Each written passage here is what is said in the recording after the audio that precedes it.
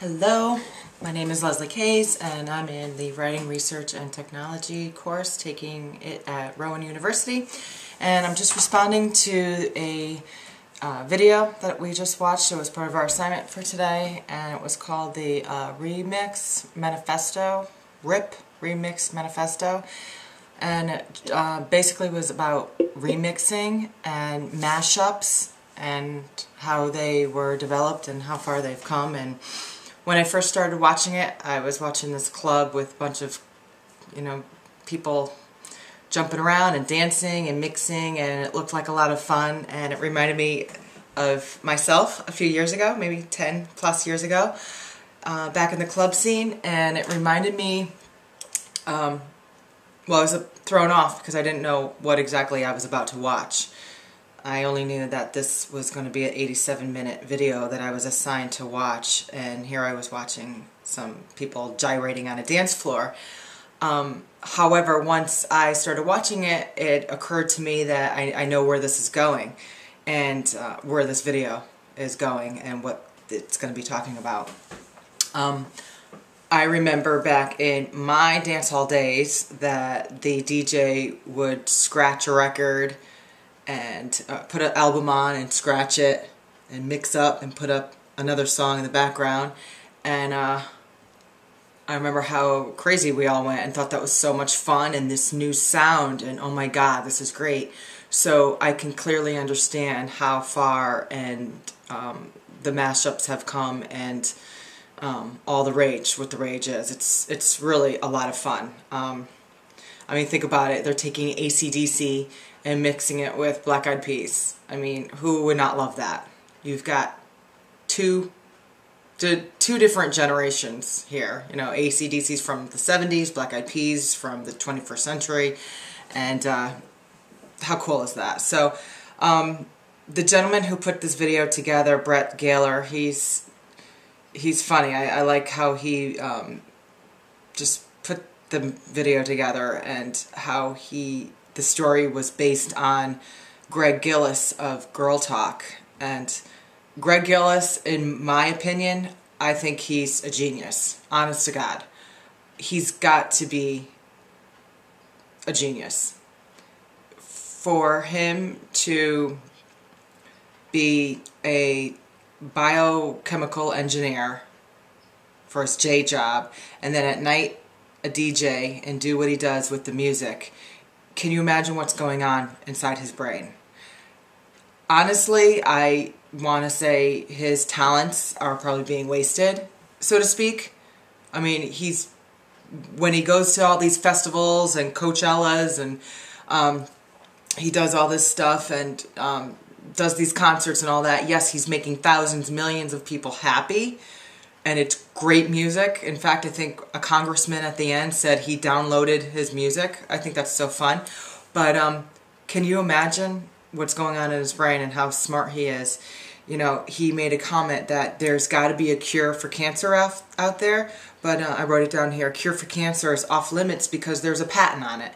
And he's so well aware of that. And there's a patent on it for AIDS, the cure for AIDS, and DNA, and I don't know. I could see where his talents can be used for other things. But anyway, to get back to the video, the creative process, I forgot who made the comment, but someone said that it's more about the creative process is more important than the actual product itself. And I think what that means is the outcome is what is more, or no, not the outcome, not the product is more important, but the actual getting there is what is most important. I don't know, I think I just messed that up, but basically people are just, society is so into this mashup because there's so, I believe there's so many different messages that are going into all these mashups and remixes, and that basically there's nothing wrong with taking an original piece of music and mixing it with something else, and getting the end result is a delivery of a message that may be important. And I'm trying to think of an example from the video. But the first thing that comes to my mind, I guess, is Brazil. And they were saying how crime-ridden and their economy has been failing and so forth, but yet they have the kids on the street exercising and dancing around to these remixes that they've created. So, and there was a purpose behind it. You know, again, it was a huge creative process, and the end result was important, but it was just the getting there and making sure that the result is a positive one. And positive being that the kids were out there exercising out in the street and doing what they love to do, dance, exercise, and instead of sitting home on the couch and eating. What else? I don't know. It was pretty funny when, again, I think it was the author, Brett Gaylor, said that culture always builds on the past. And how cool was that when he found an interview with Muddy Waters, the famous blues artist, and, you know, then found a piece from Led Zeppelin's Whole Lotta Love. And Muddy Waters, decades ago, was saying, you know, way down, woman, you need to, I forgot what it was, you need to love me, you got a whole lot of love. I don't know, I'm messing this up.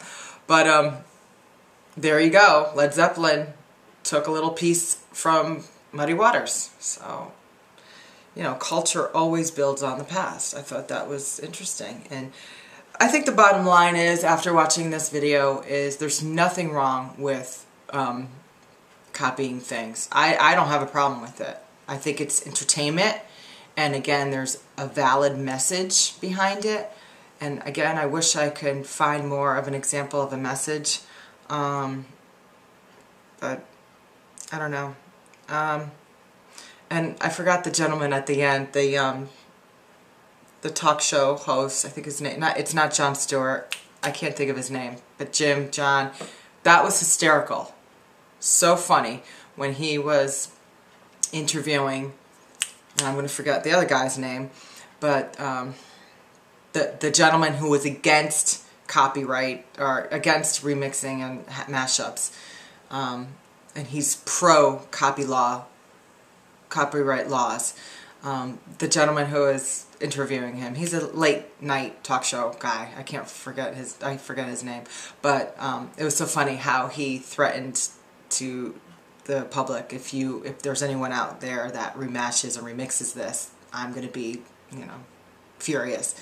So sure enough, they went ahead and did it. So that's comedy there. That's entertainment. I was hysterical. So anyway, yeah, that was fun to watch. And I don't know. Go Girl Talk. Peace.